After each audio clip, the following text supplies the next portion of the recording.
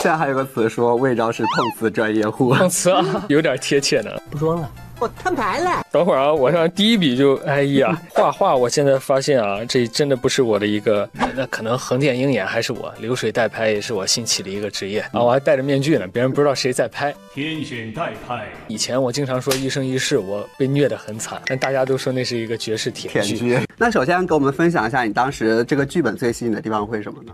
我一开始看到这个剧本之后，我是被他的一环扣一环，还有这个魏昭这个人物的一些设置啊，包括他的背景，被这些吸引。我看的时候都看着，哦，原来是这样，哇！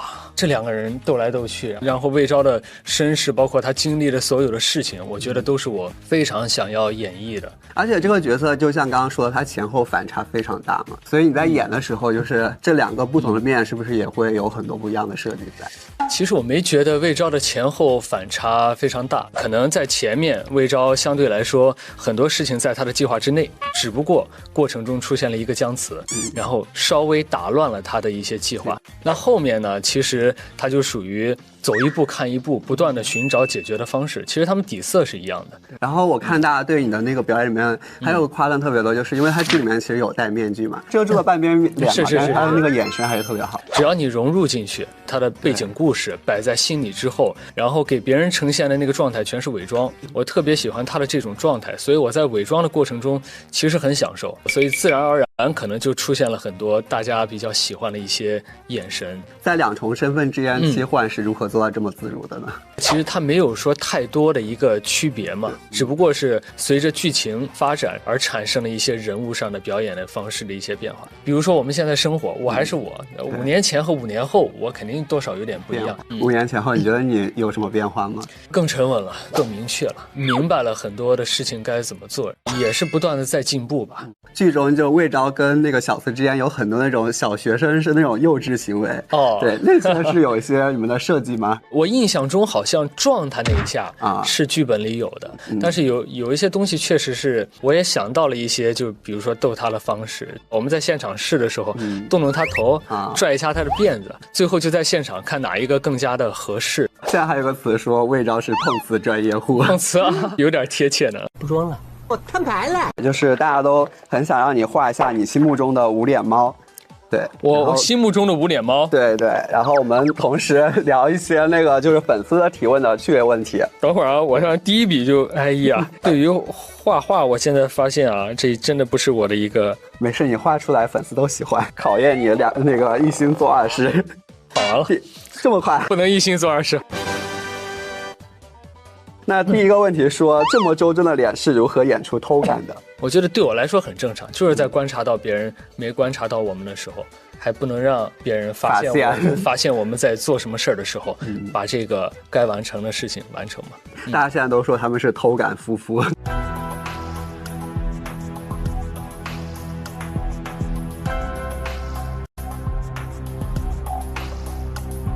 证明我们在这方面完成的还不错。还有粉丝说，就是你演魏昭挖墙角，感觉如何？挖墙角，对，就是说那个西哥那个角色在砌墙角，然后你在挖墙角。我没有挖墙角，姜慈要进到那个侯府，侯府那一撇也得靠我，没我他都不认识这个人。这个解释很有道理。所以不是我挖墙角，魏昭从来没挖墙角。大家都说萧无暇天天蹲树上的时候，是不是和横店代拍一个视角？哎呦，现在我无意中看到那个远处的一些树丛啊，我以前都会第一反应就是有没有代拍，现在可能就觉得魏昭会在那上面盯着你了。对，大家就说你从横店鹰眼变成了流水代拍，有什么想说的啊？那可能横店鹰眼还是我，流水代拍也是我新起的一个职业啊！我还戴着面具呢，别人不知道谁在拍。天选代拍。那你自己最喜欢剧中哪个名场面？你觉得名场面？哇，其实决斗场那场戏是我拍这部流水迢迢最注重的一场戏，因为那场戏拍成了，它就能建立起别人理解魏昭的那一步。我们经常都会在聊那场戏怎么拍，然后我应该以一个什么装束，用什么特点去展现这是魏昭。然后武术导演也是有非常多的深厚的底子在啊，给我们出了很多的招，所以当时我们确立的就是魏昭就是反着拿刀，这样的话在一个决斗场里你能清楚的认识到那个就是魏昭，然后成为他一个身上打戏的一个特点。 Cool。这个剧是先杀后爱嘛？那你觉得他是从什么时候爱上小慈的呢？我觉得魏昭对于姜慈的一个改变的转折点，就是在舞完剑之后，姜慈有一番跟魏昭的对话，姜慈也是从那一次开始对魏昭更加了解了，两人可能慢慢的产生了一些大家想看的东西，比如就是可能前10集没有了一些两个人之间互动啊，两个人慢慢过后就是相当于爱上嘛，爱上产生误会，然后就开始吵架，经历了很多事情又要分离嘛，确实有点虐心的。对，就大家现在有个词说任嘉伦出道10年有7部 B 剧，然后说任嘉伦是不是不虐的剧不接？我觉得这个真的是巧合，只是碰巧就是这些本子可能看完了之后比较吸引我。那你觉得流水迢迢的虐心程度在你的作品里面能排第几呢？我觉得还要看观众的感受，因为有的时候我角色的对我的一个虐心程度和大家感受的虐心程度它不是特别一样，就跟以前我经常说一生一世我被虐得很惨，但大家都说那是一个绝世铁剧，我说好吧。那你自己的视角，你觉得流水迢迢呢？很虐啦，流水迢迢，父母也双亡，然后只有姐姐又不在一起，然后我又被丢在一个决斗场里，在决斗场里，如果我不是最后一个存活下来的，我就在那就没了啊！太不容易了这一生。其实我很心疼魏昭，魏昭内心里有太多东西要承受。那和姜慈呢？姜慈有时候误会他也不能，也有很多难言之隐嘛，所以就是哎呀，很难受，就是难受啊。在演这种他这种幼稚那个行为的时候，内心有2、4十吗？我觉得这个其实就是在别人都没发现的时候，我们俩之间的一个小感觉嘛。两个人要碰撞，有一点点节奏对不上，他就成立不了。所以还是兰迪也是很厉害，他能接得住给到我，然后我再回馈给他，这两个人的默契就在这个地方产生了嘛。还是希望老徐能继续演权谋古装，掌管全程赛道的神。其实我觉得我们本人和角色相差还是蛮大的。我很羡慕配音的头脑，也羡慕配音的武力值。李兰迪的那个笑容，你不知道有小时候我们看过那个 S 奥特曼，那个女队员，她只要一笑了，周围的一切都会变得非常美好。兰迪的笑容就是这样的，只要她一笑了，会融化别人的心。嘉伦就是这段缘分太奇妙了。我们俩最大的爱好应该就是篮球，每天聊的应该就是比赛跟球星。Hello， 上戏的网友们，你们好，我是演员徐晨曦。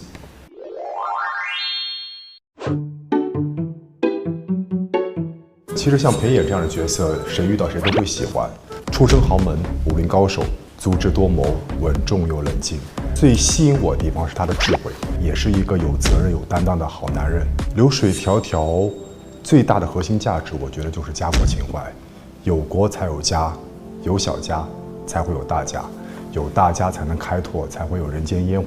剧中里面每一个角色都有保家卫国的精神驱动力啊，这一点是我们需要去学习和传承的。30%是母亲给予他的压力跟重任，那还有30%有可能是家族的存亡，还有30%有可能是他自己内心的情，还有10%留给自己。那可不可以填空一下吧？就说我们的裴演的什么水平已经是 next level？ 我觉得需要给他一个空间，是情感空间。男女之情在他的生命中好像比较缺少，我觉得下一个 level 需要提高的是这个。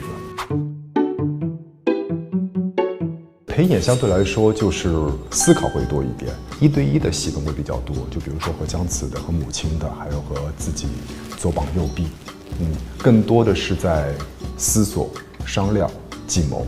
当年的宇文护好像就直接统治整个朝堂，君临天下。我宇文护哪次出征，不是浮尸百万，流血千里？我宇文护出兵，从不言败。两个角色各有他的特色，运筹帷幄，足智多谋，武功高强。因为他一出生就背负着巨大责任和担当，对。然后虽然在朝堂上进退自如，运筹帷幄，其实他更多的背负着是家族的存亡。因为母亲有跟他说过一句话：姜慈的生与死在于我。那也就是说，如果裴野要和姜慈在一起的话，那母亲有可能会夺取他的性命。裴野想用另外一种方式去保护他自己喜欢的人。所以他往后退了一步。那我想说，母亲就是母亲，天经地义。母亲是养育他的人，母亲做错了，儿子全部承担；母亲做对了，儿子永远支持。但是但凡牵扯到生命的事情，儿子不会袖手旁观，一定会阻止母亲。还是希望老徐能继续演权谋古装，掌管全程赛道的神。其实我觉得像这种黑切黑的角色，它的空间会很大，我们更多的演出了人性另一面，去放大人物的角色。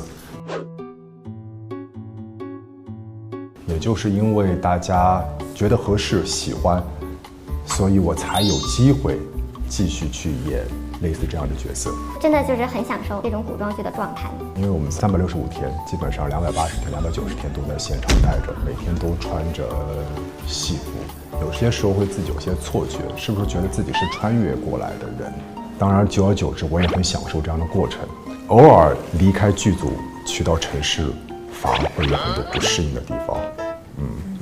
感觉自己的尊贵没有了。英雄相惜，不打不相识，到最后成为智者。那感觉这次我们的裴演是那种精神内核很强大的类型，本人和他的相似度高。我们一直生活在角色的光环之下，其实我觉得我们本人和角色相差还是蛮大的。我很羡慕裴演的头脑，也羡慕裴演的武力值。角色让我们学会成长，是他帮助我们在成长。每天的生活对于我们来说还是蛮充实的，甚至有些时候会觉得时间不够用。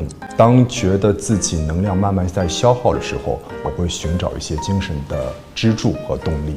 就比如说，因为有些时候古装戏的词量会很大，当我到一定极限的时候，我会把科比的一本自传放在我右手边，然后我的前面的电脑里面会放着有可能是酷里的纪录片，旁边有可能放的是动漫。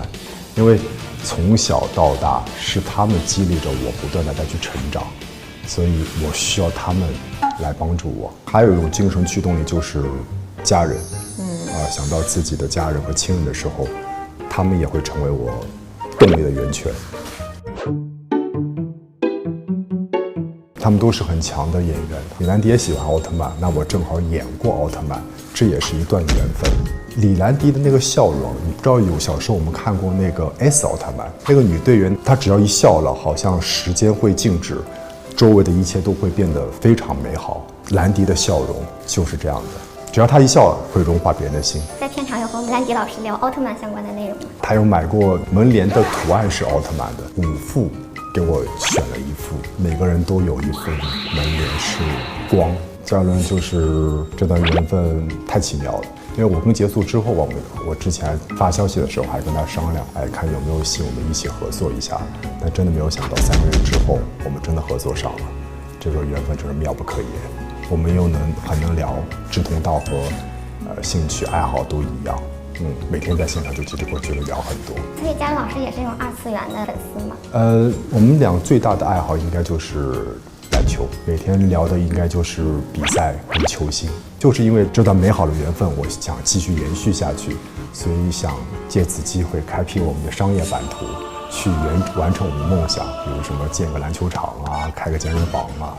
对，咱们片场这次没有谁是你们 K 歌之王吗？ K 歌之王的也是嘉伦吧。我觉得我自己还是蛮幸运的，播的每一个剧多多少少都会有反馈。但是我想说，每一部剧对于我职业生涯，包括我的生命力，都有很大的帮助。我感谢在我的生命里能遇到之前所有的角色，他们给予我的成长帮助真的特别大。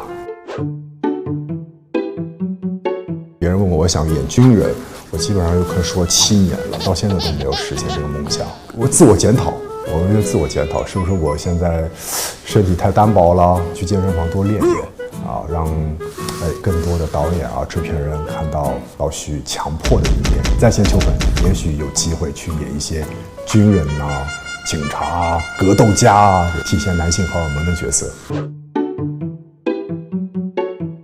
其实我心里最想以前看的那个死神黑崎一护，那粉丝其实也希望可以继续看到你一直，怎么？还可以演个孙悟空，而且要演个黑悟空。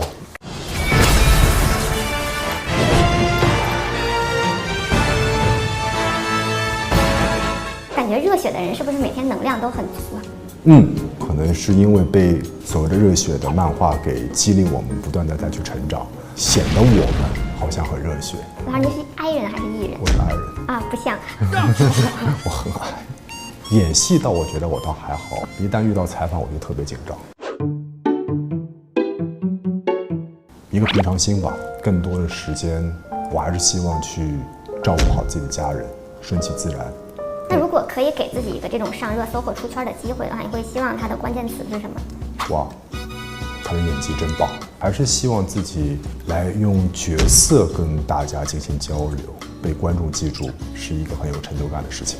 玩一把，嘉宾根据节目组给出的emoji表情的谐音，猜测对应人物的名字。第一个应该是李兰迪，第二题。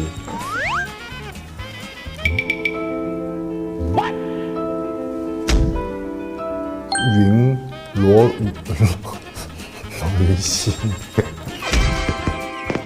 第三个任嘉人是怎么认出来的？人嘛，忍者的人嘛，后面我就不知道了。第二个是个苹果，最后是个超人。为什么是苹果？国超。哦，对，